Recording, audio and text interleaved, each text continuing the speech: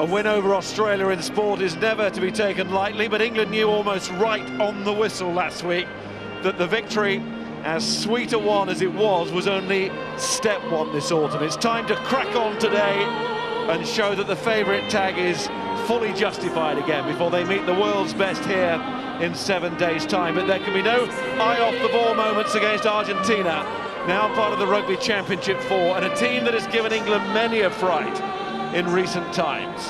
England team first then, and a whole new front row. Mako Vunipola injured last week, so Joe Marler starts. Davy Wilson on from the off as well. Great chance for him too against this top scrummaging team.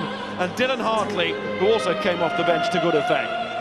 Then the pack changes stop. Joe Launchbury and Courtney Laws in the second row again. Tom Ward, captain Chris Robshaw, Billy Vunipola, the back row trio that worked well together against Australia. Half-backs unchanged too. It didn't quite go for Lee Dixon last week. Same for Owen Farrell early on, but he bounced back, didn't he? Billy Twelvetrees, he described his performance as rubbish, but the management have been encouraging, and he and Joel Tompkins look to build that relationship at centre.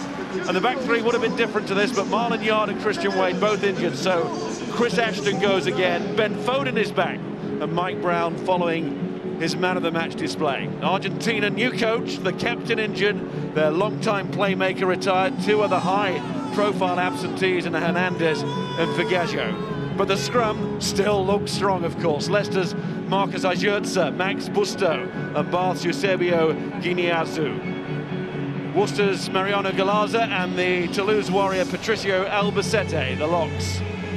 Leicester's new man, the highly talented youngster Pablo Matera, is alongside Julio Farias Cabello, 15 years his senior, and Juan Manuel Leguizamon, the captain, no Fernandez Lobe. No Felipe Contepomi in the backs, ever again now retired. So half-backs Thomas Cubelli and Nicolas Sanchez have increased leadership roles. Santiago Fernandez and Marcelo Bosch. Now Saracens, of course, Bosch, plenty of experience in midfield. And the back three looks dangerous if they get the ball. Wanimoff, Horacio Aguza of Bath, and the former Leicester man, Lucas Gonzalez Amorosino. On the bench, we should focus on the Youngs family, and the new addition, Tom, became a father for the first time on Thursday, a baby girl. He's back with the squad now. Uncle Ben, well, he's out with a hip injury, but should be okay for next week. Danny Kerr comes into the squad, and the two Alexes are back, Corbisiero and Good. Well, for 50 minutes last week, England didn't manage much momentum against Australia. Contact was taken too readily, while a lack of midfield depth from both the forwards and the backs frustrated any attacking ambition. Against an Argentina team that loves to lure the ball carriers into breakdowns, England must simply find the offloading game that eluded them last week if they are to avoid a dogfight. And Argentina, above all, thrive on dogfights. Argentina not disgraced at all in the Rugby Championship against the winners of the tournament, New Zealand, but did rather let themselves down in South Africa and at home to Australia. And it was that defeat in Rosario that brought the curtain down on the career of Santiago Phelan as the national coach. Daniel Foucault steps up from the Jaguars to the Pumas, and this is first selection, and the absence of the injured captain, he's asked this man, Juan Manuel Leguizamon, to take over. Actually had a fine Rugby Championship on a personal level, and here to lead his country out at Twickenham.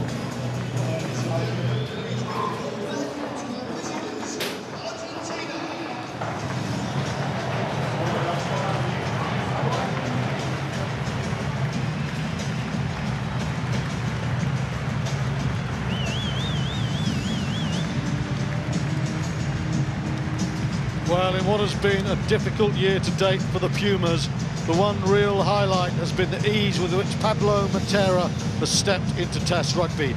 Given the absence of the talismanic Juan Martin Fernandez Lobby, another battling performance is absolutely essential from the blind side against what was an extremely impressive English back row last weekend. England wanting to show more this week, but also mindful of the fact that they have to earn the right to do that. Mindful of the conditions too, but it's dried up, thankfully. Argentina came within a whisker of winning in Perth, and New Zealand will testify just how tough their contests were just a few weeks ago.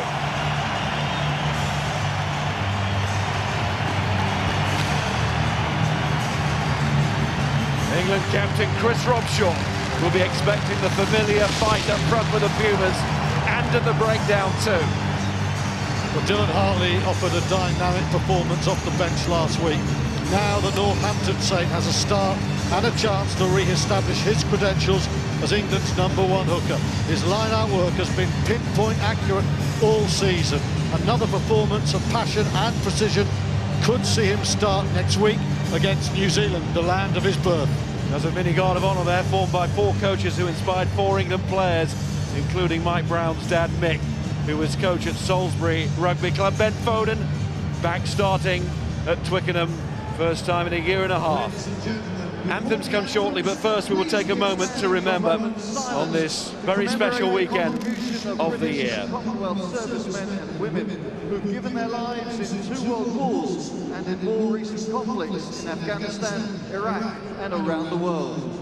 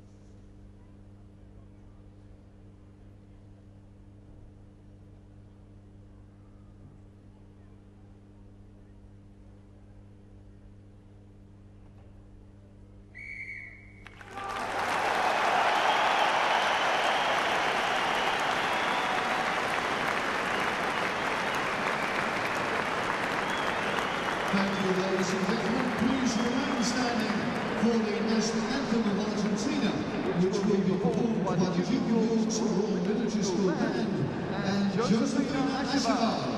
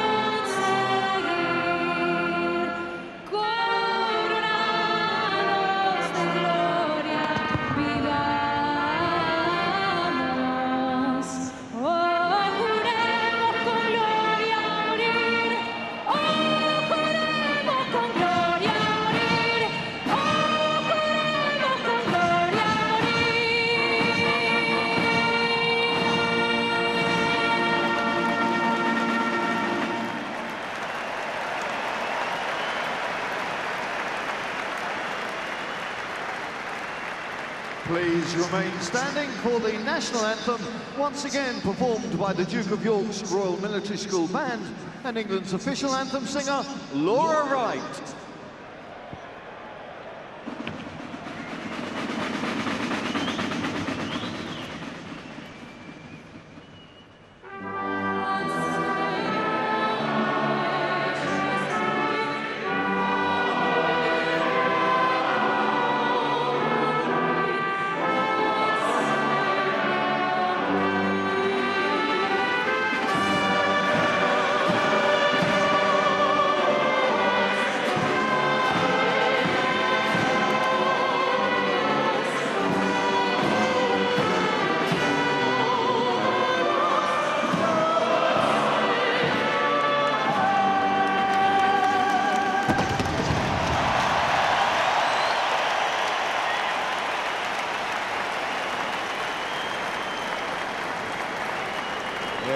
Anthem led by Laura Wright, and for Argentina, Josefina Achaval, the partner of injured winger Gonzalo Camacho. He must be very proud. Outside, boys. Outside. And Argentina may be coming to the end of a long, tough year, but they have a new coach to impress. England have a nation to satisfy with another Twickenham win, building the home factor bit by bit. I think last week most people settled for the fact that it was England's first big game since the loss to Wales, and a victory was enough. Today, I think it's a fair assessment to say England need not only to win but find a performance, and by performance I mean pace on the game. Otherwise Argentina will be in this game. Referee Pascal Gauzet from France, and he's with Chris Pollock, the New Zealander, Craig Joubert of South Africa, who will take charge of the New Zealand game next week. Gareth Simmons of Wales, television match official. Watch.